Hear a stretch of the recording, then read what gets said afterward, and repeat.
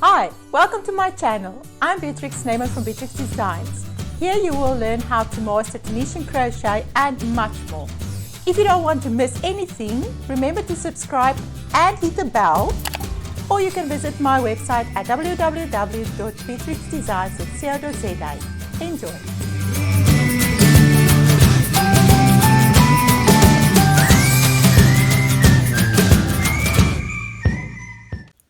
In the video today we will have a look at the Tunisian Purl Stitch.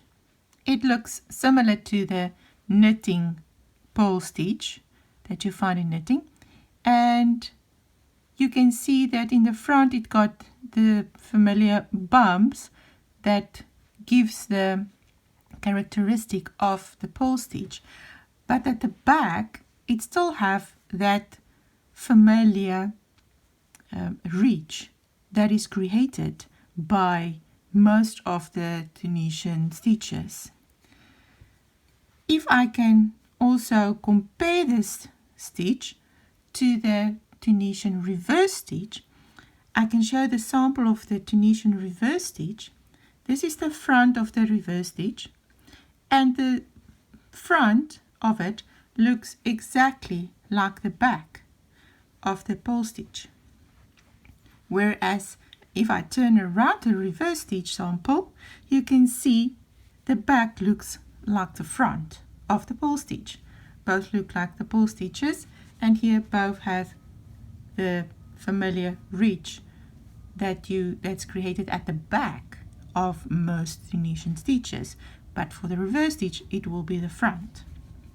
Now, due to these two stitches looking so much similar to each other, there are a lot of controversy around these two stitches. Some people might refer to the reverse stitch as the purl stitch, and as the purl stitch the reverse stitch. But do not confuse with that. If you find patterns that will use the reverse or the purl stitch, there should be pattern notes on the stitches to explain to you how these stitches are formed, and pictures might also be helpful in a pattern, but you will find easily which stitch they are referring to if they will use the Tunisian reverse stitch or the Tunisian purl stitch in patterns. But today I will show you two different ways that you can create the Tunisian purl stitch and how to end off the edge, that last stitch on the forward pass. Now in the sample you can already see here at the bottom section I use a different method to create my purl stitch than this top part, and you can see there's a difference in the appearance as well. And the edge I end off this section in a different way than I end off my last stitch on the forward pass in this section. And I will show you both methods and explain to you the pros and cons around them. Now let me start to show you the bottom part here. Now with Tunisian purl stitch, in this case you will need to have your yarn in the front of your work. Now usually I will tell you to keep your yarn towards the back, but for today and for the purpose of this stitch your yarn will be in the front. Now what will happen is that while your yarn is in the front, you will insert your hook exactly the way that you will do for Tunisian Simple Stitch. You will insert your hook into the front vertical bar. I struggle a bit to find that front vertical bar now for the method that I used on this top section, but I will explain to you what's happening and why that happened.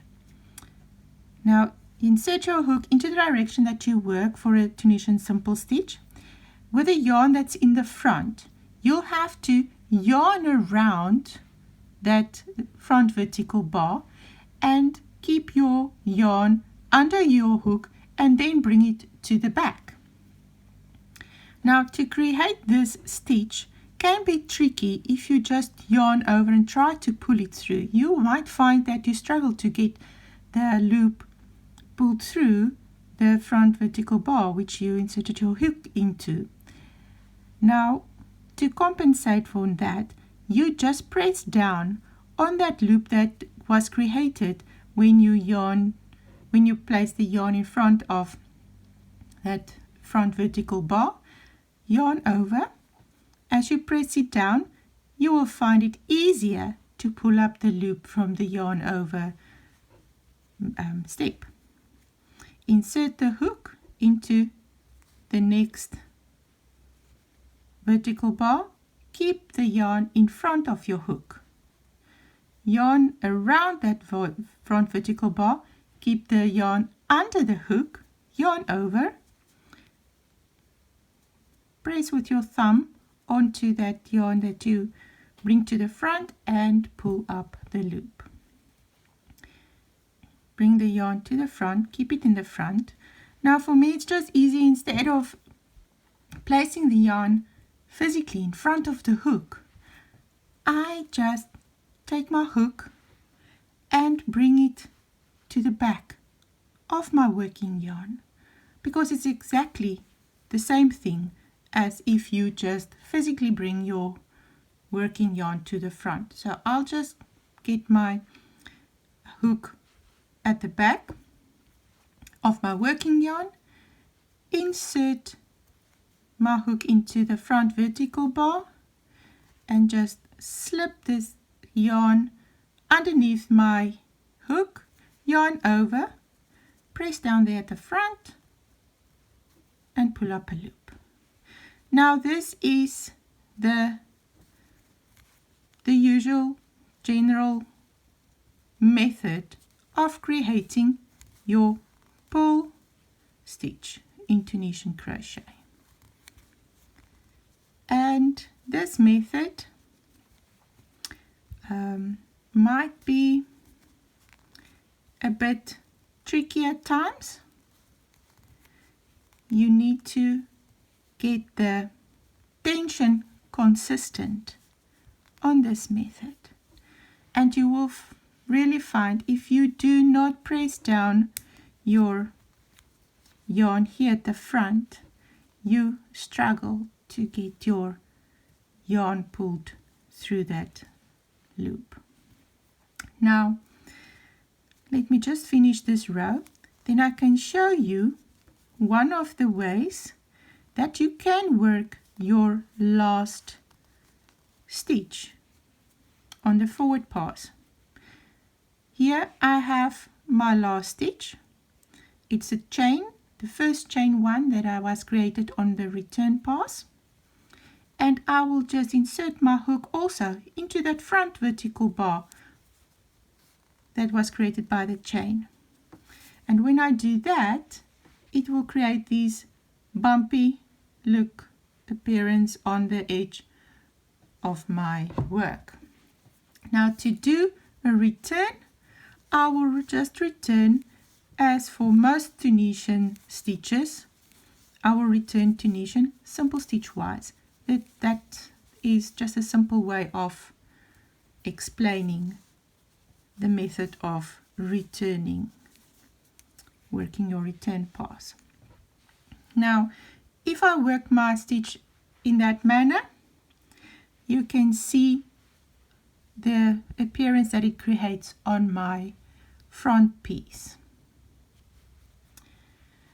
Now let me show you the second method. The second method you might find a little bit easier to create, but what it does, it twists your front vertical bar. It actually, the loop on the hook gets twisted, so your front vertical bar gets more twisted, and then you might struggle to get your hook inserted into your front vertical bar, just as it happened to me when I did this demonstration on this row that I just completed. Now I will work into the loops or the front vertical bars of the first method, and you will see it's way easier to work into these vertical bars. But when I create the stitch, instead of doing a yarn over, I will just hook over the yarn and just pull up a loop like this. Another thing that this method do is it create a more tight stitch. Let me show you. The hook over the yarn, pull up the loop. You can already see the loops on the hook is twisted. If I did it the first method by yarn over and pull up the loop, look at the difference on these two loops. This one gets twisted. You can see the back vertical bar on the inside of the stitch, while on this one that I made here, which is from my first method, you will see the back vertical bar on the right hand side, on the inside. And that indicates that this loop got twisted in the method that I just demonstrated. And that is by the placing the hook over the yarn and then pull up the loop instead of yarn over the hook. You hook over the yarn. And that is the method for the two different methods that you can make your Tunisian purl stitch. Now when I bind off, the only thing that I will do when I bind off is work a slip stitch in the same manner that I would have do the purl stitch. Yarn over, insert the hook, and then pull through both loops to make the slip stitch. Pull through both loops to make the slip stitch. Now I'll use my first method here by yarn over and pulling through, yarn over and pull through.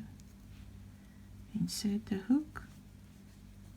Keep this working yarn in the front of the V-bar that you inserted the hook. Yarn over, press down on that loop in the front to just make it easier for you. If you're a beginner with this stitch, it's easy for you to just press down on that front loop that gets created. But as you get more familiar and you get used to this, creating this stitch, you will find your rhythm by creating this stitch without pressing down on that front V-bar. The secret there will be to not pull on this working yarn while you are pulling through the loop, the yarn over loop through the loops on the hook. So don't pull too tight. And I do that by actually pressing onto my working yarn between my fingers so that I don't pull too tight when I pull it through. And that is my method or methods on the Tunisian Purl Stitch.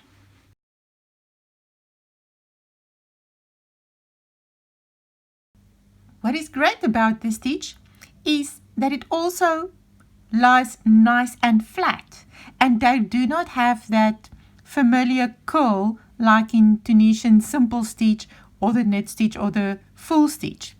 And working this stitch in conjunction with other stitches can create beautiful stitch patterns like the honeycomb or rib stitches, and using it on the edges, either on the bottom and the top or on the sides, can create beautiful stitch effects, and it will keep those edges from curling. And that is all on the Tunisian Purl Stitch for today.